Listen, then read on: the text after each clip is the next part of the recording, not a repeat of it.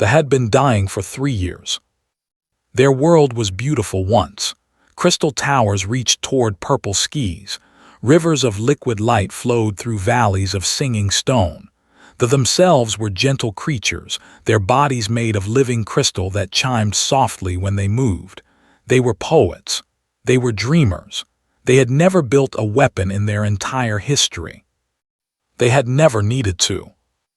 Ambassador Telos stood before the Galactic Council, his crystalline body trembling with fear. The great hall was filled with representatives from 100 different species. Some floated in tanks of water. Others existed as clouds of living gas. A few were made of metal and wire. All of them watched Telos with eyes that held pity but no hope. "Please," Telos said, his voice like breaking glass. "You must help us. The Harrow are coming. They have already taken our outer colonies. Millions of my people are dead. Millions more will die."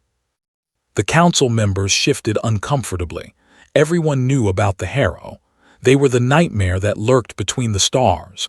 Massive organic ships that moved like hungry beasts.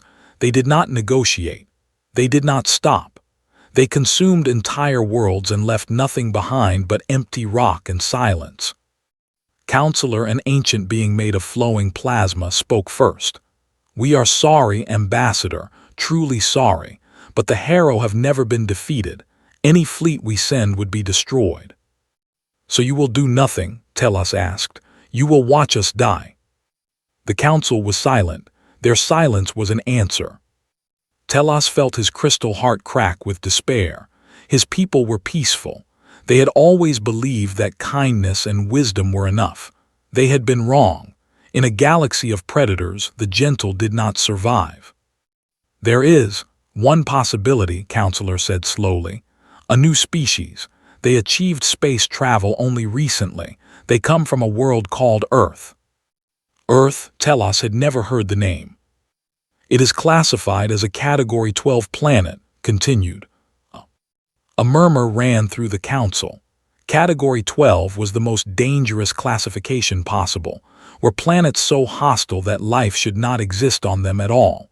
Extreme temperatures, deadly radiation, poisonous atmosphere, predators everywhere. The creatures that survived such places were considered monsters.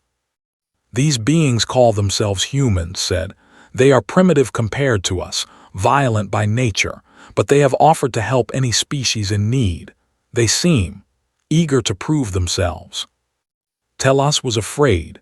Asking monsters for help seemed like trading one death for another, but what choice did he have? "Contact them," he said. "Please contact them now." Far across the galaxy, on a small blue planet orbiting a yellow star, Admiral Park received the message. He sat in a command center buried deep beneath mountains. The room was filled with screens and flashing lights. Officers in uniform moved with quiet purpose. This was the heart of Earth's military power, hidden from the stars above. Lieutenant brought him the transmission. She was young, with sharp eyes and steady hands. "Sir, you need to see this. It came through the deep space antenna. It's real. First contact." Was 60 years old. His hair was gray. His face was carved with lines from decades of war. He had fought in conflicts on 3 continents before humanity ever reached the stars. He had seen the worst that humans could do to each other. He read the message slowly. It described the peaceful dying. It described the Harrow, hungry, unstoppable. It described a galaxy that had looked at this slaughter and decided to do nothing. Felt something cold and hard settle in his chest. It was not fear, it was anger. "They're asking for help," said.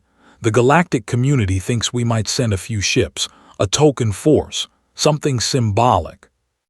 Looked at her. His eyes were dark and deep, like wells that had no bottom. "Lieutenant," he said quietly, "do you know why Earth is classified as a—" "Because of our predators, sir, the diseases, the natural disasters." "All of that, yes, but there's something else, something the galaxy doesn't understand yet." He stood up, his old bones creaking. "On Earth, we learned a simple truth. The universe does not care about the weak. It does not protect the innocent. It does not reward kindness. He walked to the main screen and stared at the image of the crystal towers, purple skis, beautiful and defenseless. So we decided to do those things ourselves, he said. We decided that if the universe would not protect the innocent, then we would. If nature would not reward kindness, then we would. We clawed our way out of the mud and blood of a world that tried to kill us every single day. And we survived, not because we were the strongest, not because we were but because we refused to give up, because we protected each other. He turned to face the room. Every officer had stopped working. Every eye was on him. These asked for help. They probably expected a gesture, a few ships, a polite refusal wrapped in diplomacy. His voice grew hard as iron. They're going to get something else. They're going to get us. He looked get me the president. Get me every fleet commander on Earth. Wake up the reserves. Call back the veterans. I want every ship we have ready to fly within the month. His eyes went wide. Sir, that's the entire military, every ship, every soldier. I know. The council only asked for token support. This is an invasion force. Smiled. It was not a kind smile. It was the smile of a predator that had just found its prey. No, Lieutenant. This is humanity. When we help, we don't do it halfway. When we fight, we don't hold back. Those crystal people on that distant world are about to learn what happens when you ask for aid. He turned back to the screen. And the hero are about to learn why nothing survives on Earth unless we allow it to. The signal went out. The ships began to move. And across the galaxy, something old and hungry was about to meet something it had never faced before. Humanity was coming. And humanity did not lose. They waited in fear. Their orbital stations tracked the empty space where the humans would arrive. Ambassador Telos stood on the main observation deck, his crystal body dim with worry. Around him, others huddled together, their soft chiming voices whispering prayers to gods that had never answered. They will not come, said Elder, his ancient crystal form cracked with age. No one ever comes. We will die alone as so many others have died before us. Telos wanted to argue, but he could not. The galaxy had taught him a bitter lesson. The strong did not protect the weak. They consumed them. Something is happening, a technician called out. Energy readings at the edge of the system, hyperspace signatures, many of them. Telos moved to the observation window. His heart beat fast with a mixture of hope and terror. What if the humans were worse than the hero? What if they had made a terrible mistake? Space began to tear open. It started as a single point of light, then grew into a wound in reality itself. Blue and white energy swirled like a storm, and from that storm came ships. The first was small, a scout vessel perhaps, then came another, and more. They poured through the hyperspace gate like water through a broken dam, tens of ships, then hundreds, then more than Telos could count. He had expected perhaps a dozen vessels, a token force, a symbolic gesture before the inevitable defeat. What he saw was an armada. The ships were ugly. There was no other word for them. They were not elegant like crystal craft. They were not organic like hero beasts. They were blocks of gray and black metal, covered with weapons that jutted out like thorns. They looked like they had been built for one purpose only: war. And at the center of the fleet, emerging last, came the largest ship Telos had ever seen. It was 3 kilometers long, a mountain of black steel that seemed to swallow the light around it. Its hull was indented. It had been in many battles and survived them all. What is that? Elder whispered. The humans call it though, the technician said, reading the translation data. It is their flagship there, their dreadnought. Telos counted the ships with growing disbelief.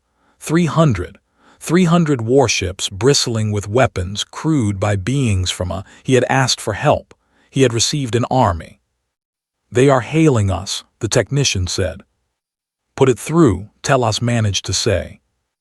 The screen flickered to life, and Telos saw a human for the first time. She was smaller than he expected. Her skin was a pale brown color, her hair black and pulled back tight against her head. Her eyes were dark and sharp, like the eyes of a hunting animal. She wore a uniform of gray and blue with symbols that meant nothing to Telos. But it was her expression that struck him most. There was no fear in it, no hesitation, only a calm, cold confidence that seemed carved from stone. "I am captain of the United Earthship," she said. Her voice was flat and controlled. "We received your distress call. We are here to help." Telos struggled to find words. You brought an armada. We expected perhaps a small group, a gesture of support." The human captain tilted her head slightly. Behind her, Telos could see other humans moving around the bridge. They were all busy, all focused, all completely unafraid. "Ambassador," Captain said, "we did not come to make gestures, we came to win." A large human male stepped into view behind her. He was built like a mountain, with thick arms and a face that looked like it had been used to break rocks. He was grinning and his teeth looked sharp. "Ma'am," he said, loud enough for the transmission to pick up, "I don't think they know what it is." Captain did not smile, but something in her eyes shifted. It might have been amusement. "Sergeant, prepare the crew for briefing. We have work to do." She turned back to the screen. "Ambassador Telos, my fleet will take defensive positions around you. I would like to meet with you and your leaders to discuss strategy. We have studied the Harrow on our way here.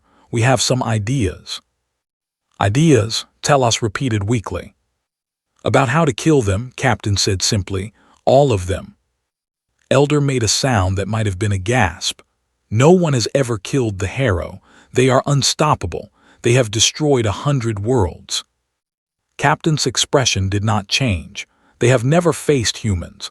They have never faced a species that evolved on a world that tried to murder us every single day. Predators, diseases, disasters, each other." She leaned slightly toward the screen. "We survived all of it. We became the thing that everything else was afraid of, and now we are here." She paused for a moment, and when she spoke again, her voice was softer, almost gentle. "You asked for help, Ambassador. You probably thought no one would come. You probably thought the galaxy would let you die." She shook her head slowly. "Humans are not like that. When someone asks us for help, we answer.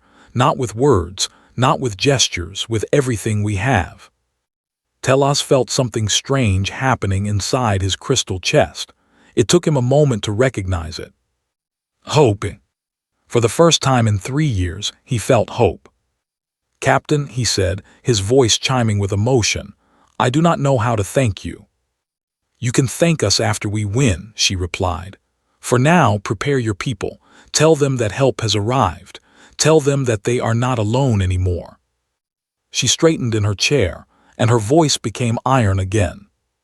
"Tell them that they are here, and we are not leaving until the Harrow are nothing but dust and memory." The transmission ended. Telos stood in silence, staring at the fleet that filled his sky. 300 ships, thousands of humans, all of them ready to fight and die for a species they had never met.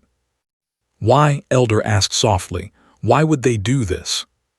Telos thought about the human captain, her cold eyes, her calm voice, her absolute certainty that she would win. "I do not know," he admitted, "but I am beginning to understand something." "What?"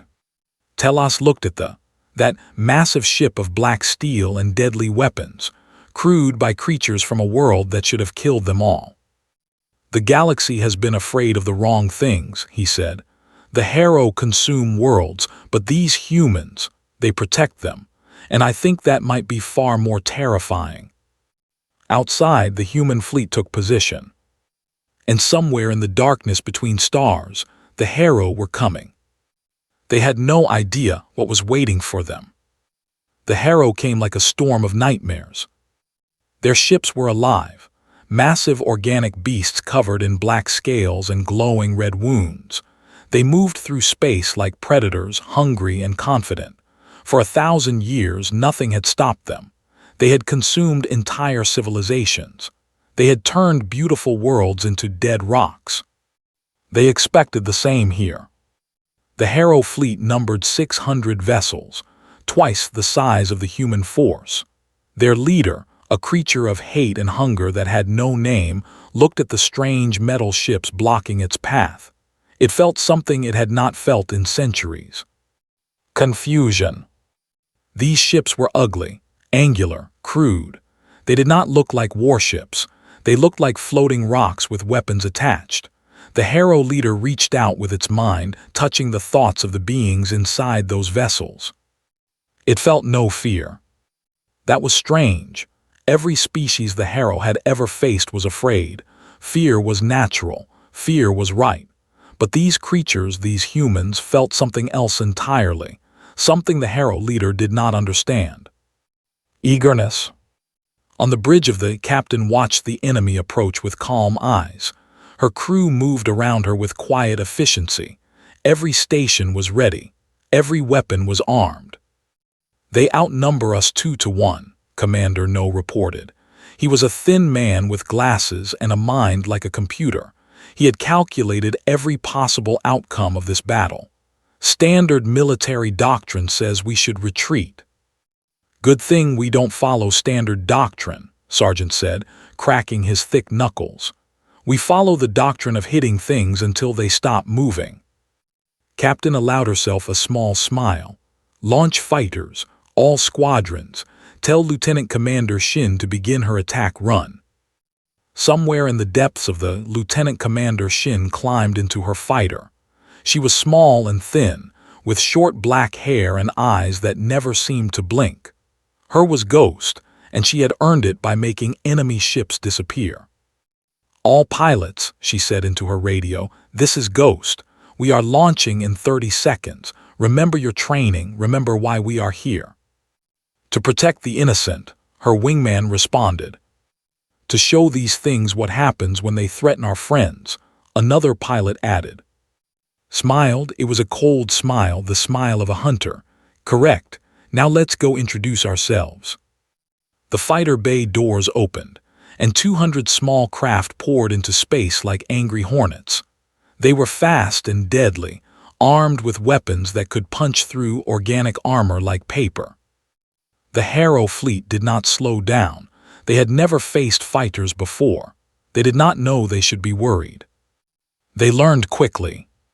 Led her squadron straight into the heart of the enemy formation.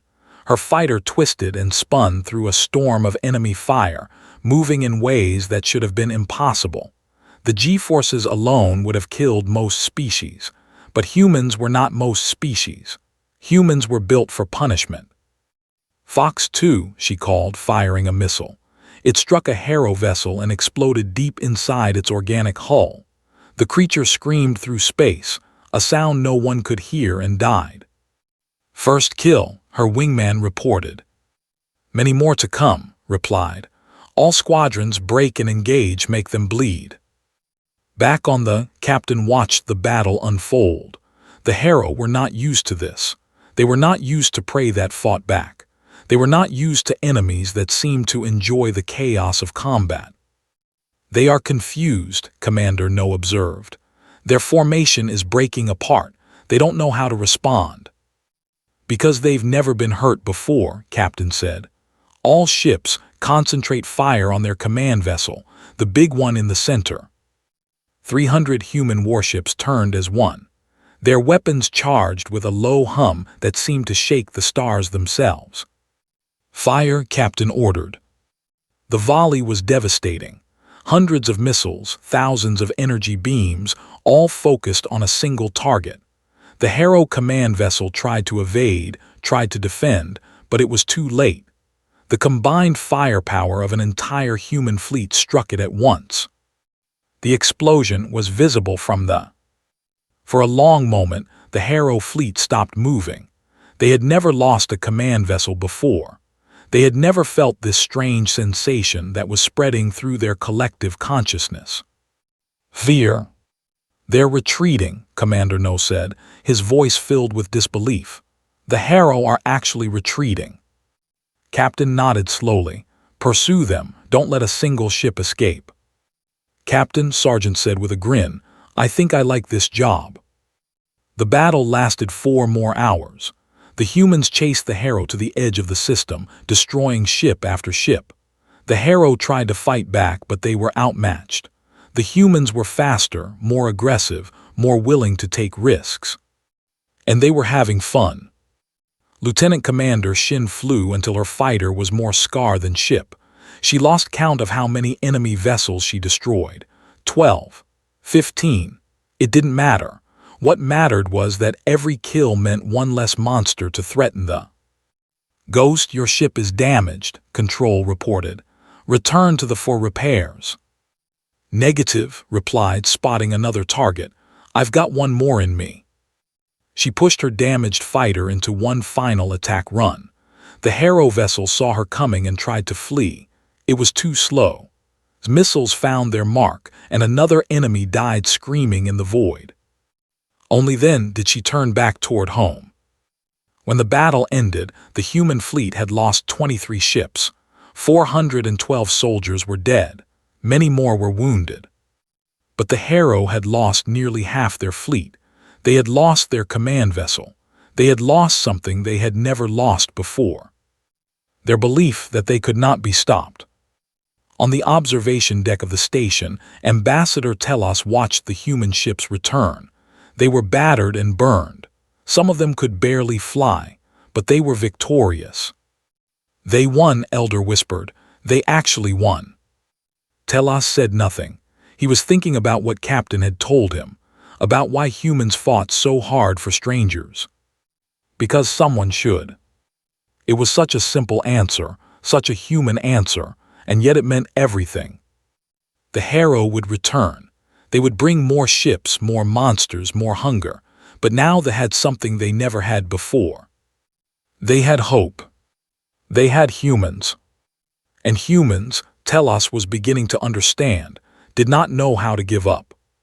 The victory had a price. In the medical bay of the medic park worked through the night. She was a small woman with gentle hands and tired eyes. She had not slept in 36 hours. She would not sleep for many more. The wounded filled every bed. Soldiers with burns that covered half their bodies, pilots with broken bones and bleeding wounds, engineers who had been caught in explosions. All of them were in pain. All of them were alive. And that was what mattered. Sergeant lay in one of the beds, his left arm wrapped in a regeneration sleeve.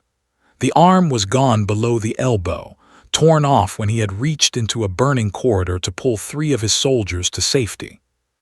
How does it feel? Asked, checking his readings. Like someone replaced my arm with fire, said, but he was grinning. He was always grinning. Worth it, though. My people are alive. That's all that matters.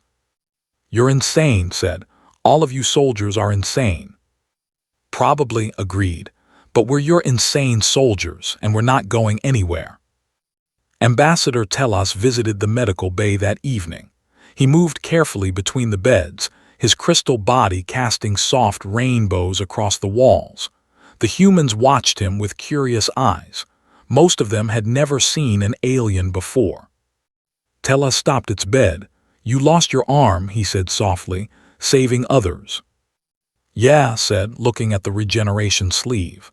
It'll grow back in a few weeks. Human medicine is pretty good at that. But the pain. Pain is temporary, shrugged with his remaining arm. Death is permanent. My soldiers are alive. I can handle some pain for that. Telos did not understand. His people avoided pain at all costs. The very idea of willingly suffering for others was foreign to him. You confuse me, he admitted. All of you confuse me. You fight like you have nothing to lose. You die with smiles on your faces. Why? His grin faded slightly. For a moment he looked older, wiser, sadder. We don't fight like we have nothing to lose, Ambassador. We fight like we have everything to lose. That's why we're so mean about it. He looked around the medical bay at his wounded comrades. Every single person in this room has someone waiting for them back home. Parents, children, lovers, friends. We fight hard because we want to go back to them. and we protect each other because we know they want to go back too. But some of you died, Tellus said. 412. How do you accept such loss? Was quiet for a long moment. When he spoke again, his voice was soft. We don't accept it, Ambassador, we carry it. Every death is a weight we carry with us forever. We remember their names, we remember their faces, we make sure their sacrifice meant something. He looked at Telos with steady eyes. Those 412 people died so that your entire species could live. Millions of are still alive because of them. That doesn't make the loss okay, but it makes it matter. Telos felt his crystal heart ache with an emotion he could not name. Gratitude, perhaps, or sorrow, or something deeper. He found Captain later standing alone in an observation room. She was staring out at the stars, her face reflected in the dark glass. She looked tired. She looked old despite her young years. Your people are terrifying, Telos said. Captain nodded. I know. But not in the way I expected. I thought you would be monsters, creatures of pure violence. Instead you are, he searched for the right word, compassionate. We can be both, Captain said. That's the thing about humans, we contain everything, love and hate, mercy and cruelty, creation and destruction. She turned to face him. Our planet tried to kill us every day for millions of years. Predators hunted us. Diseases ravaged us. The earth itself tried to shake us off and burn us alive. We survived all of it, not because we were the strongest but because we protected each other. And now you protect others. Yes, Captain looked back at the stars. Because someone should, because no one else will, because we remember what it felt like to be weak and afraid, and we decided that no one else should have to feel that way if we can prevent it. Even if it costs you lives, even if it brings you pain. Captain smiled. It was a sad smile, but a real one. Especially then, Ambassador. Pain proves that something matters. If we weren't willing to suffer for others, our protection would be meaningless. She paused. Do you know what the hardest part of command is? Sending people to die. No, sending people to die is easy when the cause is right. The hardest part is living with it afterward, knowing that every decision I make could end someone's life. Knowing that I have to make those decisions anyway because if I don't, more people will die. She touched the glass, her fingers leaving prints on the cold surface. Every commander carries ghosts, Ambassador, the ghosts of everyone they couldn't save. We don't forget them, we don't move on, we just learn to carry the weight. Telos was silent for a long moment. Then he asked the question that had been burning in his mind since the humans arrived. Why, you owe us nothing. We are strangers. Why did you come here and die for us? Captain turned to look at him. Her dark eyes were deep with something Telos could not read. Because you asked, she said simply. Because you were afraid and alone and dying, and you reached out across the stars hoping someone would answer. And we did. She straightened and some of the sadness left her face. That's what humans do, Ambassador. We answer. Not with words, not with promises, with blood and fire and everything we have. The galaxy does not deserve you, Telos said softly. Captain laughed. It was a short, tired laugh, but genuine. Maybe not, but you're stuck with us now, and we're not leaving until this is finished. Her voice grew hard again. The Harrow will come back. They'll bring everything they have, and when they do, we'll be ready. How can you be so certain? Captain looked at him, and in her eyes Telos saw something that made his crystal heart sing with hope. Absolute, unshakable determination. Because we're human, she said, and we don't know how to lose. The final battle came 3 weeks later. The Harrow had gathered everything, every ship they had, every warrior they could find, a fleet so vast that it blotted out the stars. They came with hunger and rage, determined to destroy these strange creatures that had dared to challenge them. But the humans had not been idle. Admiral Park had arrived with reinforcements from Earth, 500 more ships, veterans who had fought in a dozen wars, soldiers who had been training their entire lives for a battle exactly like this. He stood on the bridge of his command ship, watching the enemy fleet approach. His gray hair was cut short. His old uniform fit perfectly. He looked like a man who had been waiting for this moment his whole life. "This is Admiral Park to all vessels," his voice carried across every ship in the fleet. "Today we face an enemy that has never been defeated, an enemy that has consumed 100 worlds, an enemy that believes itself unstoppable." He paused, letting the words sink in. "They are wrong." The captain stood at her station. Beside her, Commander No was running calculations. Sergeant flexed his newly regenerated arm, testing its strength. In the fighter bay, Lieutenant Commander Shin climbed into her ship one more time. "The galaxy expected us to send aid," Admiral Park continued. "A token, a gesture, something small and safe. They expected us to watch from far away while they died." His voice grew hard as iron. "We sent an armada. We sent ourselves because that is what humans do. When someone cries for help, we answer, not with words, with everything." The human fleet began to move. 800 ships, forming a wall of metal and fire between the Harrow and the. "Today we fight for people we never met. Today we die for a world we never knew, and we do it gladly because that is who we are." Admiral Park looked at his crew, at the determined faces of soldiers ready to give everything. "We are the children of we are the survivors of a planet that tried to kill us every single day. We are human, and we do not abandon our friends." The battle began. It was chaos. Beautiful, terrible chaos. Missiles flew through space like angry stars. Energy beams carved lines of destruction across the void. Ships exploded in flowers of fire and debris. Lieutenant Commander Shin flew like she had never flown before. Her damaged fighter from the last battle had been repaired, but it still bore the scars of combat. She wore those scars with pride. "Goes to all squadrons," she called. "Focus on their smaller ships. Keep them away from the capital vessels. We are the wall that nothing passes through." She dove into the enemy formation, her guns blazing. Around her, 200 other human fighters followed. They moved as one, a swarm of deadly precision. The captain watched the battle with cold eyes. "They're trying to break through our left flank," Commander No reported. "If they succeed, they'll reach the." "Then we don't let them succeed," Captain said. "Helm, bring us about. We're going to plug that hole personally." The massive dreadnought turned, its engines burning white-hot.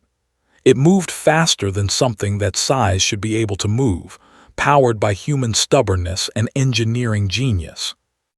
"All weapons, concentrate fire," Captain ordered. "Show them what happens when they try to hurt the people we're protecting." They opened up with everything it had. For a moment, it looked like a small sun had appeared in the battlefield. The Harrow ships in its path simply ceased to exist. But the enemy was endless. For every ship the humans destroyed, 2 more seemed to take its place. The battle raged for hours, then more hours. Ships fell on both sides. Heroes died and were forgotten in the chaos. Medic Park worked in a medical bay that had become a nightmare. She saved 26 lives that day with nothing but skill and determination. When she ran out of proper supplies, she used whatever she could find. When she ran out of energy, she kept going anyway.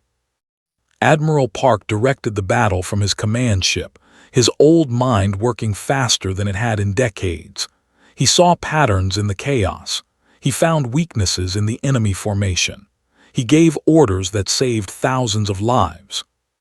And slowly, impossibly, the humans began to win. The Harrow had never faced anything like this. They were used to prey that ran, prey that begged, prey that died quietly. These humans did none of those things. They fought back with weapons and fists. They laughed in the face of death. They protected each other with a ferocity that the Harrow could not understand. Captain made her decision when she saw the opening. "The Harrow flagship," she said quietly. "If we destroy it, their fleet will collapse." "Captain," Commander No said carefully, "the only way to reach it is through their entire defensive formation. We would not survive." "I know," Captain stood up from her chair. All crew prepare to evacuate. I'm taking thee in alone. Captain, no, Sergeant started. That's an order, Sergeant. Her voice was soft but absolute. The crew will evacuate. I will remain on the bridge, and I will end this. This escape pods launched, carrying its crew to safety. Captain watched them go, then turned back to the controls.